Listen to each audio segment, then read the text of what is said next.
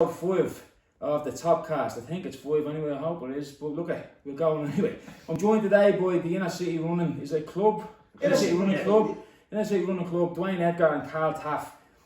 Boys, thanks for coming on. No, thanks very much, but appreciate it. Look, before I get started with the what, how, and the why of the what you're doing, I'll get a little background on yourselves personally, who you are, where you come from, where you grew up, and what eventually led you to coming together and getting this going. I'll start with you, Dwayne, if you want. Yeah, of course. So, obviously living in town all my life, living in Henrietta Street. In regards to fitness and stuff like that, always play football, constantly play football. From football to running to going doing a course at the FAI, getting a full gym instruction, qualified free tackle level 5, a lifeguard, all that kind of stuff. In regards to getting involved with Karl, me and Karl know ourselves well. Yes, we played football with Alfies together, wasn't it? I'd say that's where we kind of knew each other from, playing with Alfies. And then we were in school. He was always a year behind. He was a year behind until 4th year or something. We done 4th year. He skipped it. It was probably the worst thing I done going into school with them, because I was always the class clown. Karl was always, go on, you do it. Before I was know, the bag was on the back, and I was going to the office while Karl was breaking his bollocks laughing. So you were the wagon, yeah? You were the class messer, yeah? I was the class fucking EJ. I'm about 6 year though, when I was, we lived that with another day. That's another day. Well, the cameras out there, that then, yeah. But yeah, fucking a lot. I'm telling a few people that as I getting you on, they're all saying Dwayne and about the X Factor. Yeah. So, I was not even going to say it. I was going to say, but the thing was, I remember seeing it. I didn't know it was you. So I don't give a fuck. Yeah. That's just piercing. Has that just always been in you? It's always been in me, but I was saying to Karl, like, there's sometimes I get anxiety, like even coming down here, I was buzzing. Then I got to the gate, and everyone gets anxiety. Yeah, it's good. It's sometimes a nice amount of it is good. You need it, like, you know. But I find I play on adrenaline. I play on like the corridor of uncertainty. So when I done the X Factor audition, anyways, we don't get much into it, but when I went onto the stage, I felt comfortable. I was in the wing before I went on. I did 3 auditions before I got to Simon Cowell and all that. And how I got through it was beyond me. But when I was in the auditions, I was performing like I was performing to thousands of people. I think that's what got me through. So anyways, when I was on the wing and I was in there, I said, I can't wait, I'm buzzing. And the minute I went down, just people in the crowd that knew me and they were cheering me, and just from that, the confidence just came over me. And it wasn't an issue or was I think better than people, because I knew I couldn't sing. But it was just, I felt confident, I felt that's where I belonged at the time. Yeah. So that's well, you see kids like that even today, you know, and you can't help but sort of gravitate towards them and love them, you know what I mean? They're full of blatant confidence, they don't give a bollocks. There's a fine line between an arrogant little bastard that you're just going to give a clatter. And well, sometimes I think Karl will probably put me back in inflation sometimes, but no, it's more of the confidence thing. Where does that come from? Just myself, I just believe in myself. Yeah. Like even doing runs and stuff like that, or doing the challenges, and just always believe. If you don't, my ethos is, if you don't believe in yourself, you're never going to succeed. And me and one of the lads were talking about like booking marathons or Ironmans. Book it, fuck it, deal with it when you come to it. That's the way we look at things. 100%, yeah. And what about yourself, Karl? What about where you from? You're from Greek Street. I'm from Greek Street, yeah. So grew up the same area as Dwayne. We went to the same school, played football together. Fitness has always been big in my life. I've always been fit, played football, and then with football comes running, like, you know what I mean? So then we'd always kind of keep fit on the side, whether it be going gym or running or whatever. And then there's plenty of times where we were laid off for work, me and Dwayne, and we'd be walking the streets just saying, what the fuck are we doing with ourselves? And we'd just go for coffees, like, and we'd say, right, come on, we go for a coffee. We just start saying, right, the coffee club, right? And we'd be sitting there having a coffee, and like, it was like, that's where the whole thing came from, was sitting together in the coffee shops, you know, talking shit, and then we come up with the idea, we saying, why don't we do something for the area? And we said, we'll do a running club, like, it doesn't cost that. And when was this when you come up with the idea? It was last year, it was literally, I'd say it was a couple of weeks, it was during the pandemic, it was a couple of weeks kind of before we actually settled up in August. See, the thing was, me and Karl was always the ones that was always got the bad fun at work. We were left with bosses that were pricks, and they didn't get us, and that's okay. Not everyone is going to get us, not everyone's going to like us, but not to feed too much into that. We were always the ones that was laid off, so we had this crack. It was the unemployment club, right? Wasn't it, Karl? Coffee club, the unemployment club, the coffee club. club. So we were out having coffees, and we put up an Instagram unemployment club, coffee club, and you'd see people coming by, see in Starbucks do like, there's the unemployment club, they come in and have a coffee, and we just have the crack. But we always kept, as we got fitter, as we got older, as we got more mature, we always said, well, there was never anything within the inner city for us. We'd like to do something for other people, you know what I mean? And then, as Dwayne was saying, like, not that we're fucking experts in running or anything like that, but we'd like to be able to, for someone that hasn't ran at all, and then especially with gyms being closed, people not being able to do anything, we're saying, right, we'll start something, we'll do the running club, and that we kind of know, we'll pass on to others. What you see with us is what you get. We're saying, like, if it's only little tips, like, did you see that thing there that we shared the other day saying, like, how would you start this running? You just walk out the door and just leg it, like, you know what I mean? People don't, like, there was people coming up to us and they were saying, like how do you run? And we were saying, like, just run, but people think literally just start how out do you run? and you sprint, like, you know what I mean? Saying, no, just take it nice and easy. And it was just passing on these little tips, but little did we know it became massive. It grew legs itself, and it just took off. Like, it was funny though, because when you look back, literally hit the ground. what happened? Like, when lockdown came, we got stuck in the training car, didn't we? Yeah. Like, I personally, for me, Everyone, you know, went one way or the other, didn't you? It led. It was probably this time last year. Remember with the 100 miles in February for the Mata Foundation? The two of us signed up for that, and we done that. And then I busted my knee, he finished he done his knee, we finished it, and then after that was the 100 push-ups today in, was it March or April or something like that? April, for the month of April, and that was for the Laura and Limb Foundation. And I said to Dwayne, come on, we do it. We done it, and it was just kind of them little challenges, and then little did we know that it became something. Like, you know, it was funny because when you go back, even to me before last year, everyone was through it. Parties, most weekends drink, had a ball, enjoyed it, really enjoyed it. You look back and you say, look at the money at the waste and going out drinking. 100%. And this is shows God, and you look, and I says to the missus, I says, now from January we're going to hit the ground, we're going to get saving. And then little lifestyle changes, and then when the pandemic hit, then we always said, when we were laid off work, we were always in and out of work, Karl, weren't we? Yeah. And I always said, the next time I'm off work for a long period of time, I'm going to train a professional. Yeah. And got to a serious fitness level, felt great in myself, start realising, well, if we can do this, anyone can do this. And we were kind of having the chit chats about what we'd like to do.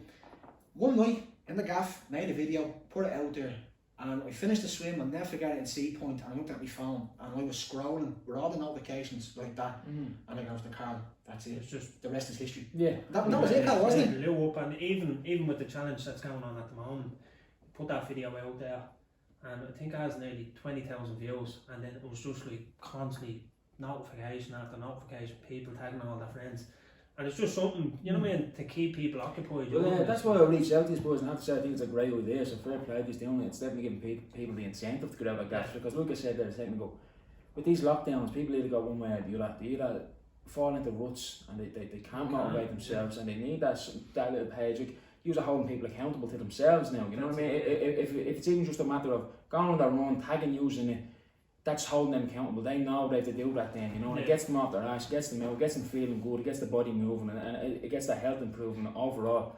And like you said about the February run with the 100 miles, it's not very, it's not attainable for most people, you know what I mean? It's 160 kilometres, it's nearly a marathon a week. That's what we said about the challenge, sorry Karl. 60, we constantly literally feedback to people, stop looking at other people.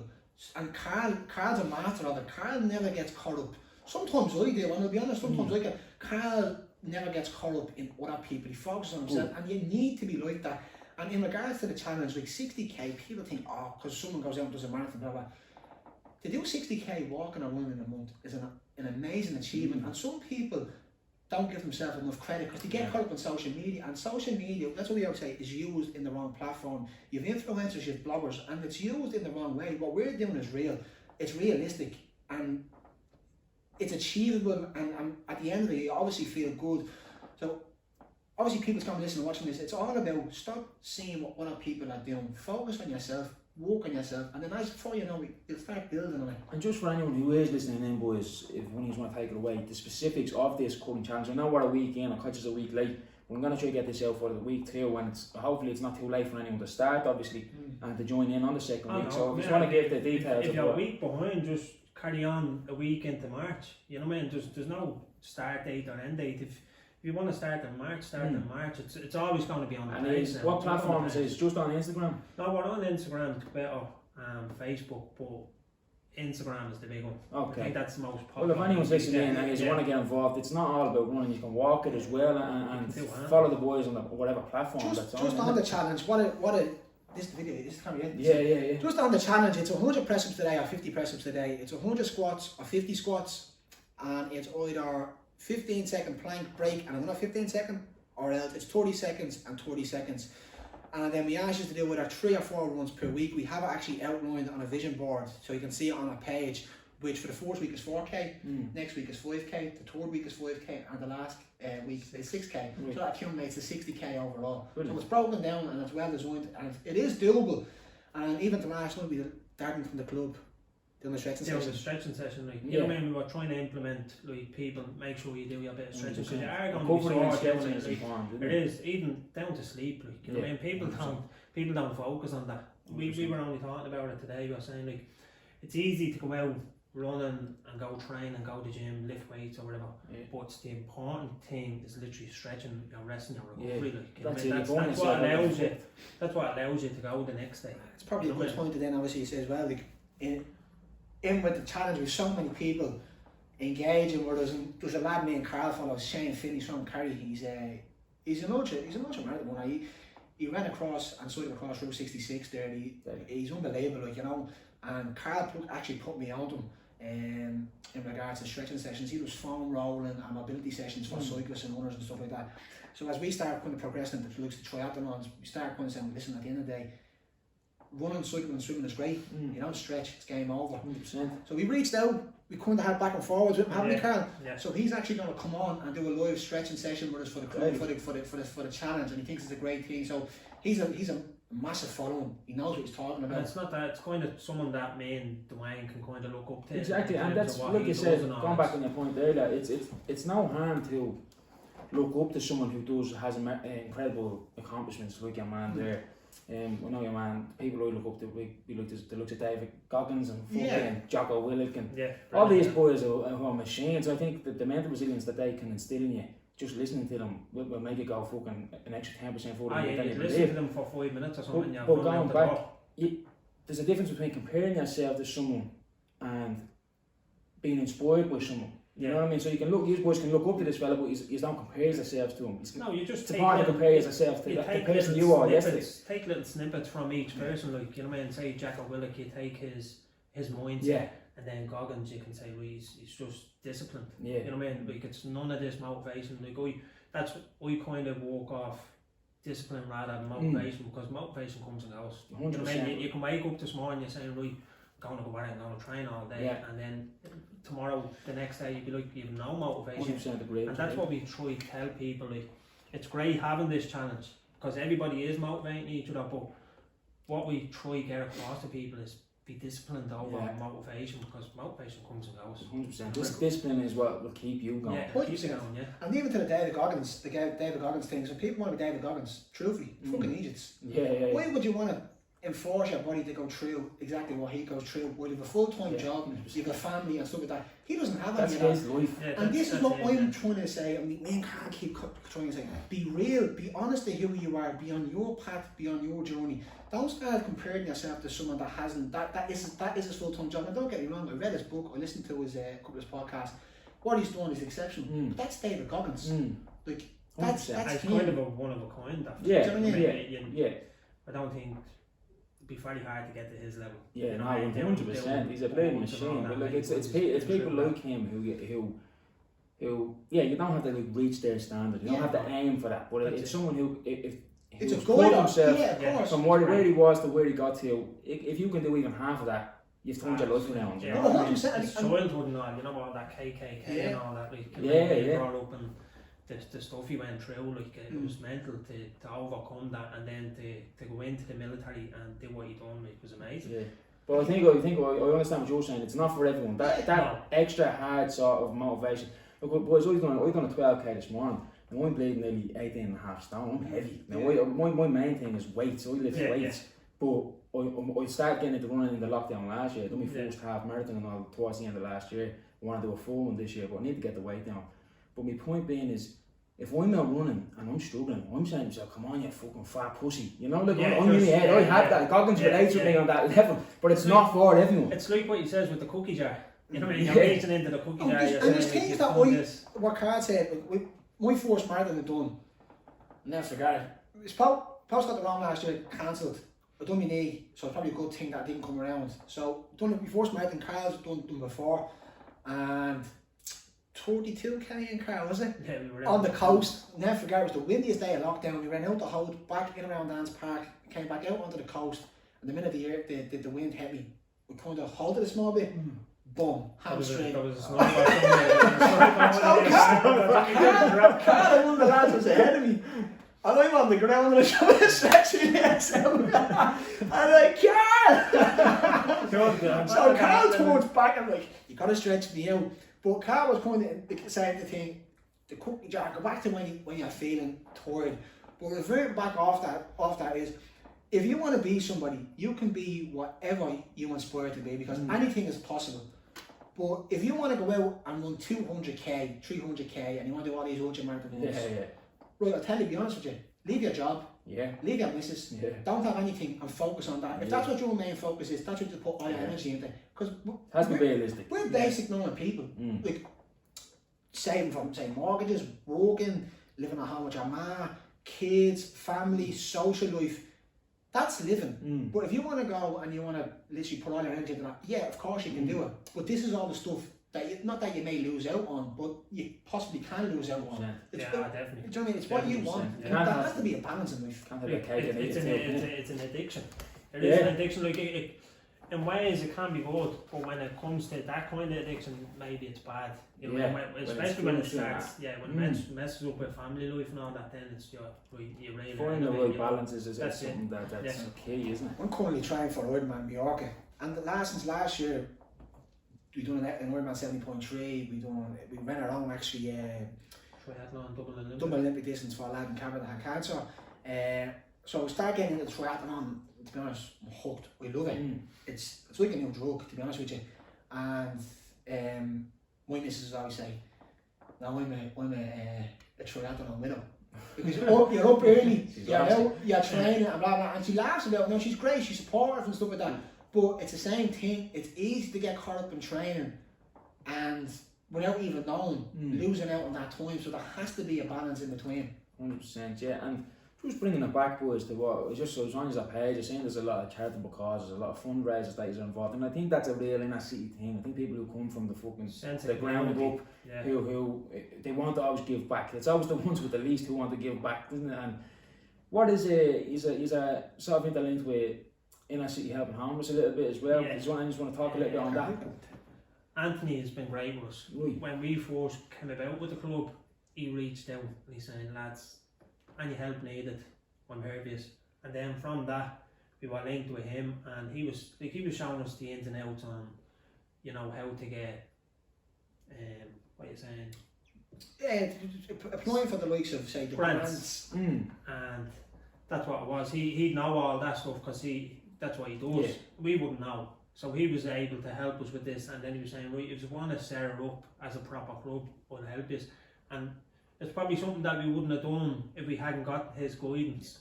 So then we were like, right, from him giving us a good hand there, we'll help him out with inner city helping the homeless. And that's where that fundraiser came from in, what was it, November, December, wasn't it? Yeah, so what happened was we were kind of reaching out. We don't mind doing a part in regards to anything. In regards to the homeless, we had an uncle that was homeless, who chose to be homeless, and he ended up dying. And it's not, fucking I get depressed now, but you see certain things. We go out running so much early in the morning. We're early birds, we like sunrise and we love running, and as I said, it's a great feeling that we get from it. And you're running and you're looking and seeing people in the street and you're like, Jesus Christ, how lucky are you? So came up with an idea with Anto. We said, right, Anto, you had to do so much, as he said, the club up, fundraise, right? and we do a fundraiser. So in order to try and cater for everyone in the club, the best way, and our whole thing in the club is to try and cater for everyone. We're not going to keep everyone happy, but kind of keep as many people as you can. So it was 15,000 steps a day to keep the cold away was the challenge for the month of November, and we let that into December, and we done a 50k charity run. And I think it was the total was what, about 14.5 grand or something. Yeah, it ended up we did get the check. It was like 10.5 grand or something, and then more donations come in, another 2.5 grand. I think it was 14,388. We ended up raising. That's solid. You know what I mean? And just the feeling from handing that money over was brilliant, because, like, as Dwayne said, you're going past the homeless people on the street and you're looking at them and you're saying, you're helping them without them knowing it or whatever like that, and it's just an amazing feeling to be able to give back. It's not like, you know what I mean, that we're... There is a big fucking issue in this country, you know, massive. It's getting worse. But another thing, we were on a run one day and we were running up the canals. We just went up past Rathmines. It was at Portobello. I'll never forget this. I can't remember who was running with me out of the club, but some fella, he was washing himself in the canal, and I'm getting sticks with you.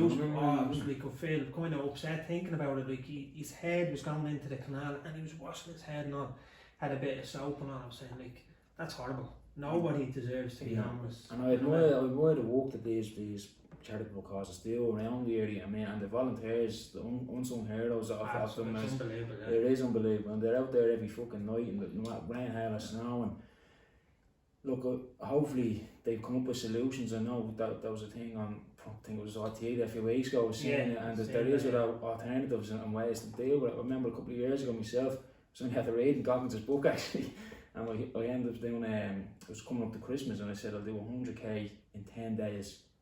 And I've done 10k a day, but what my point was, I got donations from everyone in the area, food and clothes, and I'd throw a bleeding rucksack on my back and I'd go running, and what I'd do was try to meet as many of them as I could, but I'd sit down and talk, and I'd done that, and getting to know some of their stories, you know, it's so easy to paint them off with the one brush, and it's, on Christmas Day was my last one, and just listening to you tell that story there was a story that came back into my head, which was, I was coming back down from up your way, up from Greek Street, coming down towards the back of Arnott's there, and there was a couple of them in a doorway, a man and a woman. They could have been, I don't know if they were married or not, but as I was approaching them, I had socks and stuff in the bag, and I was taking it out of the bag, and your man was tapping his missus on the shoulder. He had a little present wrapped in a doorway, pissing rain out, you know what I mean, and that stuck with me that day then, going home. And I know it's cliche, it doesn't matter what you have or on Christmas, it's what's around the tree, but I felt it that day, you know, that way. And we go back to it and we say,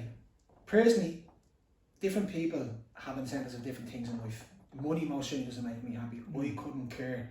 Once I'm happy, once my mental health is strong, I couldn't care. And some people get caught up with the fancy lifestyles and all that, and we keep going back to the club, and we keep putting back to the club, like, what makes you happy? And they're all like, oh, they see this club, I love it. See getting out and getting out with people and blah blah blah. With people, just mixing with people, the sense of community. Brilliant. And the funny thing we say, me and Karl, people keep saying, you two lads are doing amazing work. We're not doing amazing work. See the people we have in our club, they're doing the amazing work. Because they're the driving force behind it, you know what I mean? They're the one constantly putting stuff up on social media, putting a good word out there, and then, you know what I mean, if 5 people come off each person, like, don't be afraid to take some of the praise as well, boys. It is great. Don't get me wrong, it is great. It's nice to hear you're doing something right, but being honest with you, without the people we have in our club, and I'm not just saying without having people, there's certain people in our club that just are absolutely amazing to work with in regards to their personalities. There's so many different personalities, and I tell you what, each time you run a 5k, 10k, there's not one person standing on their own in regards to being shy. Brilliant. Everyone just gets out. That's that NSCE. And it's not that, it's like, you know, me and Dwayne be running with them and say, like, there'll be a good few of us out, and, you know what I mean, 2 of us can only be in certain places at certain times, and there'll be always someone helping out someone else. Because, you know, like, you can't be everywhere at once. You know, some of that stage, they might need help, and that's where it comes from. But it's not even that. Great to see. We've done the 50k, the one over the summer, right? And it was a killer. The last 7k was a nightmare. I think the legs went about 4 or 5 times. You're getting stretched out.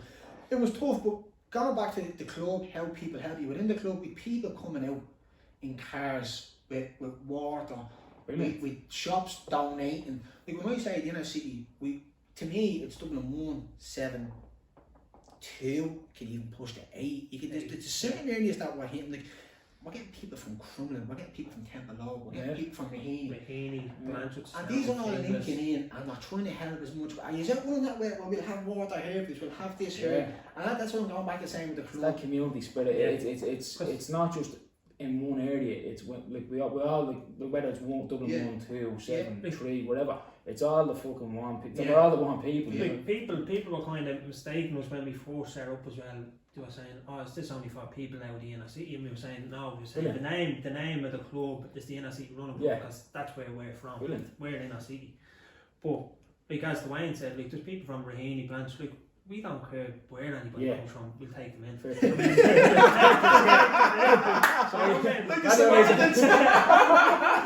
anybody in, but like it's spare bedrooms there, Karl, it's not only for inner city people, like it's for anybody. Brilliant. Yeah, it's good to note that. And at the end of the day, boys, is it a business? Is it a business plan? Is it like the people? How do people get involved? Like, I guess the most people who would be apprehensive, I'm sure the people who run or have no problem running, have been playing football all the lives, will get involved, something to do.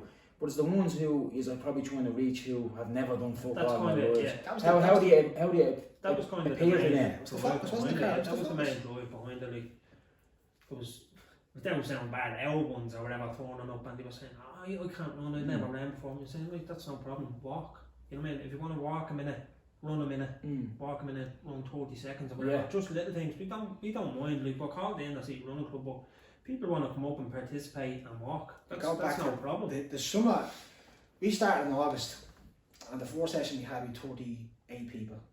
I think we counted 4 weeks later, we had 78 at one session. About 12 weeks after that, we had 100 people one night to Phoenix Park, and I swear to God, I'll never forget it. We are looking right, and M&R Auto sponsored us with Ordnance t-shirts, and I'm not lying to you. We looked in the Post Cross, and we had to section people off with the COVID, which is another, we'll talk about that, which is another battle. We looked around, Karl, didn't we? And I'm tipping him, he's tipping him. Look at this over here. And we're like, do you know what would have been a perfect moment? Do you ever heard the Lion King? The circle of life. That's what everyone was like. And if everyone was together, it would have been like the circle, like the sunrise coming, because it was just a sea of orange across, and we're like, holy imagine the village. I say that, but even like that was a sense of pride for us there. And that was a high five moment. That was like, do you know what? Now we're really doing something good there, you know. Even back to the first day when we went up to where did we start? Up in the polo grounds. And we were waiting there. We said, right, we thought 10 o'clock or whatever it may have been. And me and Dwayne were there wasn't it? The three of us were there. I said, right, how many people's going to turn up? So, like, 5 people turned up, great. We were at that down something, like, you know what I mean? And then it's getting closer to the time, people are coming in drips and drabs, and then we're kind of there around 10 o'clock, and then we seen another load of people coming from the car. We're like, what the fuck? And everybody came anyways, and then we kind of had a talk. Now, I didn't talk, I was shy. And I was saying, that's back to Dwayne. I don't think Dwayne kind of thinks too much into it, you know. Don't think at all, says you. He'll go up and he'll talk in front of 100 people, and I'd be like, oh no, everybody's going to be looking at me talking, right? Yeah. So Dwayne done the bit or whatever, and he was like, Karl, you want to say anything? No, come on, we go, run away, you know what I mean?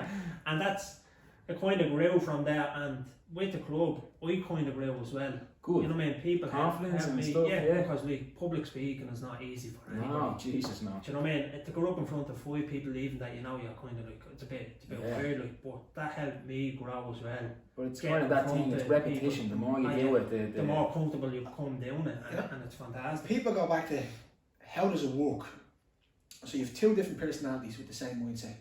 For me, I'm bubbly, I'm energetic. I'm not saying Karl's not. Karl's more Mr. Calm, Mr. Bit of an introvert, whereas you're more of an extrovert sort of outcome.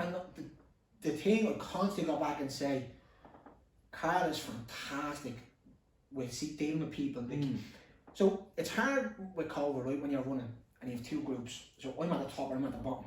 But there's people obviously getting the best of both worlds. So we always interchange, right? Yeah.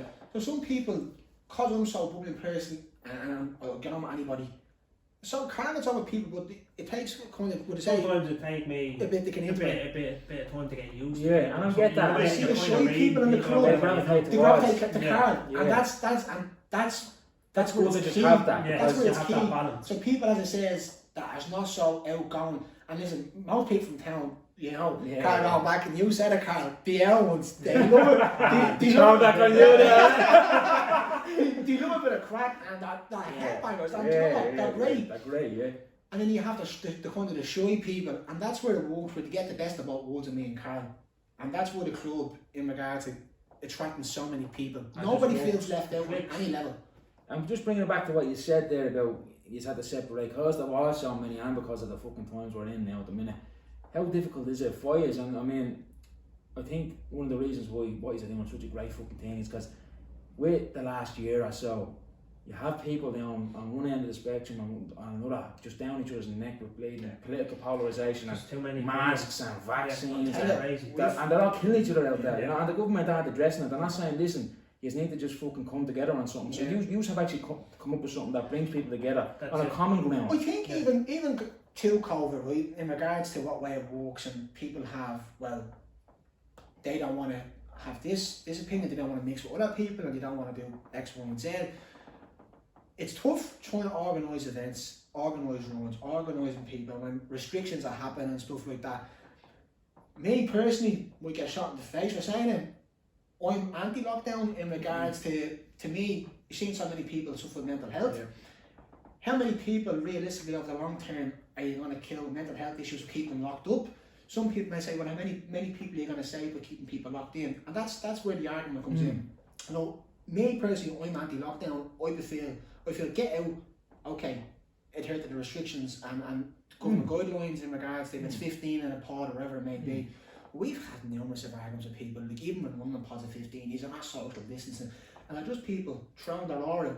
It's people, it's people and civilians policing to one another. That you're like, That's what's happening. everyone has free will. Yeah. I'll live my way, you live yours. You know, and if it's in a business place and there's, like you said, there is rules and restrictions, well then whatever, abide by them rules. But on the street, don't be getting in someone else's. You have no right to do it. You know. There's that way. times where you're running up in the park and you know what I mean. There's people like I don't know where it is that kind of. They're jumping in the turn bush. over like that. Yeah, do you know what I mean? But this is So nearly I've nearly diving in front of the cars and you're like, right, fair enough that they may be afraid of it, but if you're kind of that high up about it, maybe, you know what I mean, go out at times where it's not as busy or whatever like that, you know what I mean? True, and I'm with you on that, boys. Like, I don't mind, everybody has their own opinion, but like, do what's kind of right for you. You know what I mean? If you feel like you need to get out, but like, do it to the best of your ability Bring without it back sacrificing anybody else. To your point there, and these people who are so afraid, like your egos, like you fucking prick and all, like because they're looking at you like a disease. I think And sometimes, to be honest, this is a virus that supposedly attacks the respiratory system. Like you wouldn't be out fucking running with it. You know what I mean? there was a time, right, and we were in the club, and the club was getting set up, and we constantly put it in videos. You can't say you're coming to the club at your own free will. Right, and that's the way it was. You're coming at your own free will, blah blah blah. So you're trying to get ourselves out there. So the volume of people that came was fantastic, and we wanted to come to get out to social media saying, listen, this is how many people's getting out. Why can't you get out? And for us, it was to try and pull as many people out of town into wherever you're running. Yeah. So we get people in for a picture. As I said, we just jump in, quick picture, and we had people with big story comments. I'd like to join. No social distancing here. Blah blah blah. And some girl reached out to us, we won't say her name, and she was a doctor. Right. And she texted us on Instagram and she says, I think what she's doing is an absolutely fantastic job. I work for such and such, and for people that saying outrunning with people is not good, it's absolutely fantastic what she's doing. The fitter you are, the more chance you have of fighting COVID. 100%. So, and then that was an eye opener. And then there was another time then we were out running and a doctor kind of says, there's no social distance. So there's two doctors. Who do you listen to? And there you go. Exactly, and that's it. And I mean, there is the one narrative, and RTE are pushing it, and But like, there's another side of people out there, and this is what I've seen. People are saying, well, I'm listening to the experts, and I'm saying, well, I've seen experts say the opposite. Yeah. You know, so it's like, who do you listen to? It's And open. It's they're not, literally the fact that the conversation is not allowed to be had, or the debate is not allowed to be had in the public domain, and it's just one narrative being pushed, and this is what's causing the fear out there in the streets. This is what's causing. Like, I ran by a woman recently, and she opened her umbrella like that, like she was playing Penguin or Batman. She's like, what the fuck? And part of me's like, right, it's not her fault. She's fucking terrified, but she's watching too much news. You know what I mean? But then the other part of me's like, fucking cheeky cunt. You know what I mean? Yeah, it is a bit mad. It's just one of them things where there's so many different opinions on it, and as you said, with the experts, there's one expert saying one thing, one saying the next. Like, it's like bringing the HSE, like you're saying, right, do we isolate, do we not isolate? And you know, you get different people on the phone all the time, and one will tell you one thing, one will tell another, but it's just, nobody knows how to cope with it. Another thing as well, when you have a bunch of cowboys running the country, and they're giving out all these different we're going to do this and that, they just keep lying to people. Yeah. And it's going to come a point where people are going to say, you know what, if they're paying me bollocks that me, home Martin fella, do you know what, fuck him, I'm going out, I'm going to do this, because it started off with flatten the curve. 2 weeks. 2 weeks, and now it's flattening your mental health. I know. Well, like this is the saying. The slogan has gone, and we try to get off this topic now, but yeah, the slogan goes, "We need to learn to live with it." And I say, "This isn't living with it; it's hiding from it." You know. So anyway, get back on. When I started this, I said the one thing I'm not getting into because I get heated about the one thing I'm not getting into. I hate talking about it. I hate talking about it. Just, you know what I mean? I'd rather not talk about it because it's everywhere you look. Well, just to clear up the topic, to run a club, to organise a club with COVID has been a challenge, but I think it's matured us, Karl. Yeah, I think it has matured us. It's going, like, the whole pandemic has kind of helped us as well, in a sense that, like, you know what I mean, maybe this wouldn't have been set up without this. Well, you know there you go, and there's a silver lining there, I suppose. That's the thing. I think we're talking about fucking vaccines and giving yourselves a fighting chance whether you catch the virus. I mean, what's the vaccine for mental health? What's the vaccine for depression? You know what I mean? Like antidepressant tablets, it doesn't work. You know what I mean? Exercise is the best medicine. There's your vaccine, and this is what you're giving them. You know what I mean? And that's, like, there you go, with back to the challenge. It's virtual, anybody can do it. And you don't have to get a swab to come up the virtual. Yeah, so look at what's how does anyone go about joining? Do they keep an eye on the page? Do they get in touch? Would it be probably best time? Hoping we've a 5 or 10k program due to start in January, and Karl actually said to me, he's like, "Them K's are 2-1." I was like, "Karl, I don't know, should we go on?" But obviously restrictions couldn't go ahead with it, so we're hoping, fingers crossed, the 7th of March we're going to try and do a new 5 and 10k program. So that'll be something for people that's coming out of the challenge. They get back out mixing with people. Please God that we're able and the restrictions are decreased where you can get people out in pods of 50 members. That's the goal, that's the focus, a new 5 and 10k group. In regards to the club, if you want to join, text us on Instagram. That's the best way. Keep an eye on the post. We're constantly, aren't we, Karl? Constantly updating. The two of us are on the page, so people are being responded to. We're in the minute. It's like a full-time job. We're constantly on it. I'll be honest with you. But this is what I'm saying, because is there a fee involved? Do people pay $5 as they go? You just pay your subs in regards to a monthly sub, right? And what we do is... Is it needed? Well, you can't do it for I'll tell you why, because when we do events, you get medals. We have that coin that goes back into the club. You get medals, you get water, we get sponsors, T-shirts and all that. Yeah. T-shirts. So, and if there's anybody watching, we're looking for sponsors, we're looking for people to come out that has a few quid that wants to pump it back into the inner city and that wants to give back and do it in the right way. Our main focus is to get people out of the house, get them out and get them moving, at the end of it have a reward. And we're talking about like all these kind of big events where you pay 60 quid and 70 quid to do a marathon and stuff. That's fantastic. But we try and give that back to people that may not ever exceed to a marathon level. In regard, they do a 5k run, there's your medal, congratulations. And they probably hang out and say, you know what, never get done that 5k run the last in our city. Like some people's 5k might be someone else's 42k. You know what I mean? It's just as hard in different ways. Just as you said there about reaching out with sponsors, and I hope you still get people on board, because you don't see enough of backing in the inner cities from the looks of the document there. Is like there's so many fucking businesses and fucking just Apple and Google taking all over the place, and you need to see. I'd love to see more than backing things like what you boys are doing. That'd be amazing, And because the fellow I had on in my last podcast, Paul McKeown, actually, he's working in the Irish Human Rights and Equality Commission, right? So what he's trying to do is there's 9 recognised grounds for the equality legislation in Ireland, what he's trying to do is get social class recognised as a ground. So that means that if you're from the inner city or from a working class background or from a lower class area, you'll have rights. Like if you get discriminated for from a job, because he was telling me stories, but people are afraid to put their address down on a job application. It happens. Or if you get rejected Dwayne actually has a story. if you get rejected from a nightclub or whatever. But he was another thing, boys, he told me, and I think what's great is I think there's a lot of Dublin 1 involved in what he's doing. Yeah. And one of the stats that he told me in it was in Dublin 1 of the whole country, you're more likely to die before the age of 30 in Dublin 1 than anywhere else in the country. Now, that's a stat that he hit me with, and I said, Jesus Christ. Now, it could be from that, and drug overdose, stabbed, shot, whatever. Yeah. But it's like that Dublin 1 is such, it's not a big fucking area overall, No, you know? So no, it's not. for that statistic to be thrown out there, so go on, give us your story. Oh, the start I used to work for some prick. And I'm not going to get the business names. He didn't like me because I lived in flats, and he didn't like me because I wore a tracksuit on the weekends. This is what we're talking about. I eventually got sacked from the job after fucking going to the boy last minute for him, fucking spending a night in the boy, coming back. It was probably the only benefit of the benefit of the job. It was a courier company. Yeah, it wasn't anything up to no good. But he didn't like me from the get go. He didn't like me, and I get. Some people won't like me because of my personality, but I couldn't even show who I really was in that job. And I tell you why, because go back to the point of having anxiety where I'm energetic and bubbly, I couldn't perform to who I was because I knew I wasn't liked. Some people are intimidated by that. I was intimidated, and from the get-go I said I couldn't give a shit about him in regards to his business. So bad, yeah.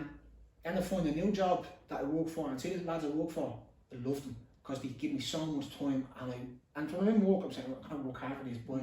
But with the last fella, he discriminated me because I live in a block of flats.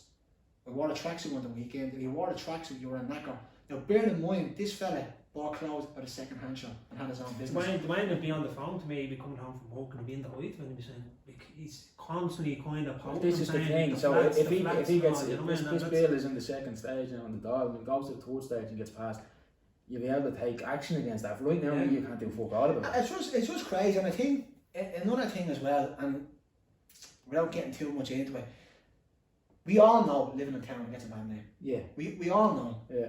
So many people now living in town has a bad name. Drugs at the moment now, the knife crimes are fucking is a joke. It's what I think personally it's becoming like London.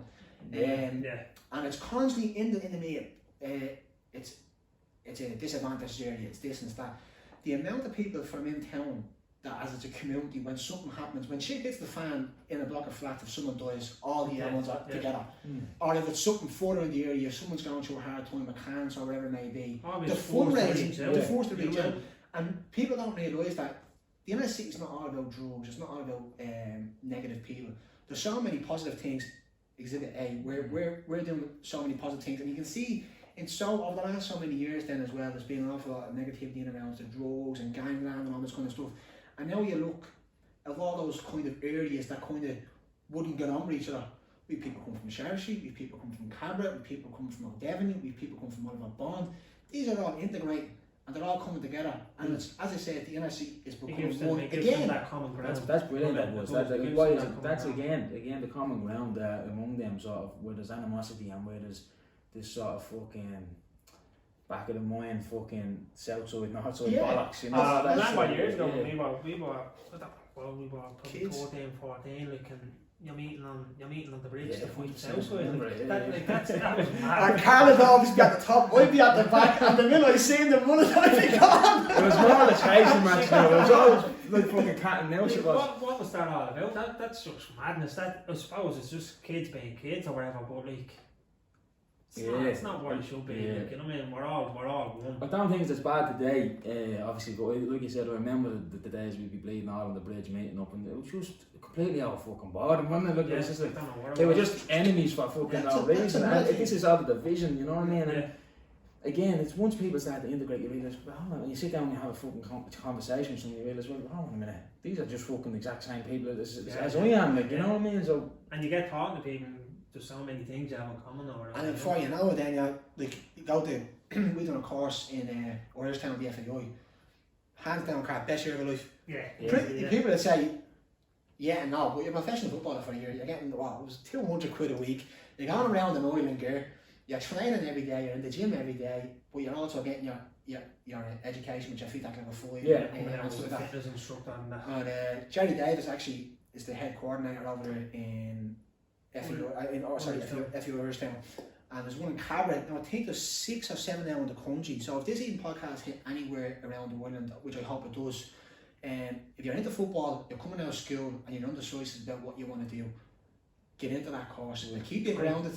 Because it's like a stepping stone as well, because if you enjoy that kind of year, you can go on to Karl IT, or you can go on to Blanche IT, like they have similar courses for 3 Even years. going back to school, I I got 80 points in my leaving cert. And this was another thing where I obviously had, I think, a positive mindset and believing in myself. In school, they wanted me to leave when I was in 5th year, to take him out, because it was the class clown I was going back to.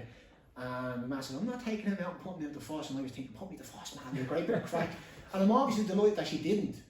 Yeah. And anyways, came up towards the end of the leaving cert, and that's when I only copped on. So I started doing stupid things, extra little work at home, homework. I was handing it to teachers and they're going to correct that for me. So it was me kind of studying when I was going to family leaving cert.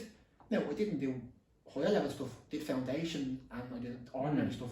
And I got C's and I think I got D's and B's, whatever, but I passed everything. And when he handed me my leaving cert results that day, the principal, he looked at me to say, Jesus, he done it. And that was one of those things where I was like, yeah, fuck you, I did it on my own.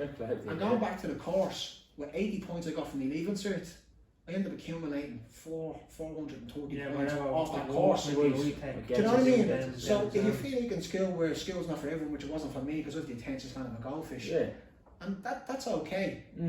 And when I went to that course then, you mature as the course goes on, and as you mature you're doing all the classwork, you're training, and you're enjoying the environment you're around, and every single person in that course is on the same journey with you. And it's the same mindset, isn't it, Karl? One thing, yeah, it's great, and like to come out with qualifications after having a great year, like you're going in Monday to Friday, you're playing football, you're doing class-based work, you're doing gym work, you're going out to Abbottstown, the AUL, and there's professional footballers doing their coaching badges, and you're mixing with them, and it's deadly, like it's good. I know a few boys have done it, yeah, he's probably done it at the same time. What years did you do?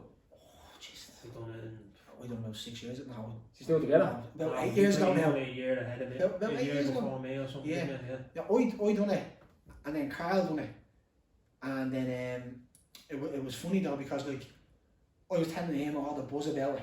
Then he went and done the tour of Heger on it, and he was like, oh, you're right, and blah blah blah, and you can just relate. And anyone that had done it, you go back and say, Most of our mates have done it. Yeah. Most of our mates actually came out of school and went and done that. I'd say like maybe 70 to 80% of our mates actually went through it, like, and some went on to college. It's not that you get, like, we got gym instruction, right? Your lifeguard, your first aid, qualified employment experience, agility, strength conditioning, spinning. You have so many certificates you wouldn't believe you can buy in 1 year. And then, as I said, you meet so many different people. Gives you a chance then, doesn't it? You It gives you a could chance walk- to you could go walk and out do of that. something. You could walk out and walk into a gym. You know what I mean? As a fitness instructor, And even- you know what I mean? Something that you might be into. Not going off the topic, but there's an awful lot of pressure on young people. Go to college. Some people's going to college for the sake of their parents to say, right, I'm going to college to do this. You come out doing what? A 3-4 year degree, and they're like, I don't want to do it, that's not for me. Exactly, they're forced into it. It's like, this is a big issue that we have with a lot of things with people's lives, and a lot of people don't, they say they done what they want, they done in life what they wanted to do, but it's just what they were conditioned to want. Yeah. It's not what they really want, you know what I mean? And that's why they're unfulfilled, and that's why they're still unhappy, even though they've, in their eyes, succeeded, but they haven't, you know, because it's just because you've been told to go down this path, and you never really wanted to be on it in the first place, you know. And I think you look at social media today, everyone's a fucking CEO and an entrepreneur and fucking this, that and the other, you know. And not knocking anyone, but like, it's almost like it's a crime these days to have a 9-to-5 job and go home to your bleeding family and kids. Yeah, you know what I you're mean? doing a 9-to-5 job at the moment. You're an idiot, like, you know what I mean? But this is what social media, It makes as it people says, dissatisfied. you can buy into There is stuff. good senses about it. You know what I mean? And you buy into, and as I said, if whatever you want to be, I'm still believing you inspire to be, you can inspire to be whatever you want to be. Focus all your energy into that certain thing and go for it. But don't try and have all these little things around it that you won't have time to do. Yeah. Like my all my life, footballer, be a footballer. And you realise at 13 and 14 you're fucking shite. That goes over your head. That goes over your head. So then you got to be realistic with yourself. What would you love? And for me, living in my ma's in the flats, I'll never ever change where I grow up from. And I'd love my kids to come to grow up in that environment. It's not going to happen. But I always said I'd love my own car, a 9 to 5 job Monday to Friday, a woman that respects me, and then obviously go get married, have 2 or 3 kids, and have a simple, basic life. And people forget that's success. That's what money can't buy. That's exactly it. That's very basic when it comes to that. We don't ask for much. Same as Dwayne. You don't want. You know what I mean? Like you can have your dreams or whatever, but like if that's what you come out with. Happy days. You know what I mean? That's what you want. But a lot of people don't even end up with that because they're so busy chasing, like I said, something that they don't even want. They're lost. And I think the idea of fucking success equals financial wealth and material possessions. It's not that. You know what I mean? It's whatever fucking makes you literally fulfilled at the moment. I remember, like, I became a dad there last year for the first time. I don't always have kids, boys, but it's changed me fucking. It's all I want to do now. It's just be a dad. You know what I mean? That's all I want to do. I'm like, come on, Papa, what I feel like. You go back to it and you say that, you know, Karl says the dreams, like, I'm brutal as a handyman. I'm terrible at that kind of stuff. And I remember Karl got me a job before. Maria is more the handyman. Maria, like, fucking, she wallpapers and all, we haven't a clue, you know? I remember Karl got me a job. Anyways, it was brutal. And me and her do say, like, she said, like, we get around the house, what would you like? And I say, I always want a big kitchen, big islands, big extension, a big back garden, there's just a telly on the wall, you're making your breakfast, you're watching Sky Sports News. That's my dreams, to be surrounded by your family. And to me, my mum and dad was always on and off. And I never had that connection where it was a proper, tight-knit family. So I said, Maria, when you have kids, that's your goal. When you don't have something, that's what you're inspired to be. So that's where my focus will be going into. The kids, you know, me and her probably blade box the head off each other. But it's not having one of those relationships where it's disjointed because I was with my dad every second weekend, I'm back in my ma's. I respect that because there is so much of that to them. The single mother rate in Dublin and the incentive to be a single mother. I mean, you're getting more money if you don't put the dad on the birth cert and stuff like that. Has to be looked at. You know, it is something that needs to be challenged, you know, and because keeping the father in the home, I think, is a big thing. And luckily for me, we had that. But my dad did make some mistakes, and I look at his mistakes and I say, well, I'm not going to repeat them. 100%. You know what I mean? And along the line, we're going to make mistakes, and our kids may say, well, I'm not going to say my mistake, and that's what, and that's life. And there's so much things going on now, and people say, I'm going to keep going back to it. Social media. They think there's a better life out there, and they forget what's at home, and they forget what's more important. And as I say, let's go back. Family is everything. And for me, and I hope you don't mind saying it, Karl's the same as well. With your dad, Karl. He never had a tight-knit family, and that's why we're always the ones saying. No, it was just me and my ma growing up. And you know what I mean? Like, my ma had to be my ma and my dad, and we respect her for that. And to be honest, the way she brought me up, I wouldn't change it for the world. Honestly, I wouldn't change it for the world because I am the man I am today because of her. Yeah, well, you know what I mean? She's clearly done a good job. You're out there doing good work now. You know what I mean? Sorry, even going back when people thought it was in the club, and they know we're genuine. But we're genuine because we came from genuine people. You know what I mean? 100%. You don't lick it off a fucking stone. No. You know, and that's the benefits that we've had, and me and Karl always say, way out at your man and that. You know, it was stupid witty. But that's that again, back to the inner city fucking, the band or whatever you want to fucking call it. But even having conversations with you know what I mean, never met us before, fucking 5 minutes before walking out the door, and the flow of the conversation is handy, it's easy to have, because we're from similar backgrounds, you know what I mean? And it's poxy when you get that. You're sitting down with someone, you're trying to get blood out of a stone with them, you know what I mean? So this is what this is all about. I'm starting all about this. Like, I'm not limiting that, but the start of it's all about fucking inner city people who don't have a platform to tell their stories. Who you have everyone, all the influencers out there on this podcast, that podcast, and there's podcasts fucking everywhere nowadays. So they're telling the same stories over and over again because everyone wants to grow their following, so they're hitching their wagon onto these cunts, and I'm saying fuck all that. So this is called truth over popularity because I want to get real people, true people. And it's going back to what you were saying about materialistic things. Like me and Dwayne, we go up and we do a session with the group or whatever, And we'd be walking down the range morning and we'd be high-fiving and all, saying, that's fucking Right. brilliant. You know what I mean? People walking away from you smiling and Yeah. saying, lads, thanks very much. After having a bad week, and you know what, this is at that kickstart me and all. I think when I forced at home what we were actually doing with people, with a lad, we won't say names because you probably wouldn't want to talk about it, but with a lad, and he was living on his own. And he's living in England. He's from England. He's living all in the world. And he came to the club one day. We were getting these people. We don't know these people, so we thought we only get people that we knew. And obviously it grew bigger. And he came up. He says, "Lads, you don't mind me joining in a couple of sessions?" And as time went by, he was quiet. He was shy. He said, "Who did he claim that?" Karl, let you tell the story. And then like we'd be running or whatever, and he'd be shy talking to me or whatever, and he'd be telling me his background, and then he'd be thanking us. That's all he could do was thank us. He was saying like, listen, I'll go to work and you know, I'll just go home, and without the club I'll kind of have nothing. You know what I mean? And it's great then being for him able to come up here and then have a community like, and that's what he said. He said, I come up here to kind of get to know people in the community that, you know, that he's walking down the street and he can say, oh, how are you? You know what I mean? And just little things like that. And then he kind of connected with another 2 or 3 people out of the club, and they go running themselves. That's like, That's fucking dead. That's a success story in itself. 100%. And going even to the people that we have, they're like, as Karl, we're gonna keep saying this, Karl, we're gonna hang out to dry. The Elms. we were never involved in a club. We were actually, we were a part of something. Yeah. And we're like, and that's another high five moment. Walking home, high fiving each other, and like, you know what? Fucking yes, it's great.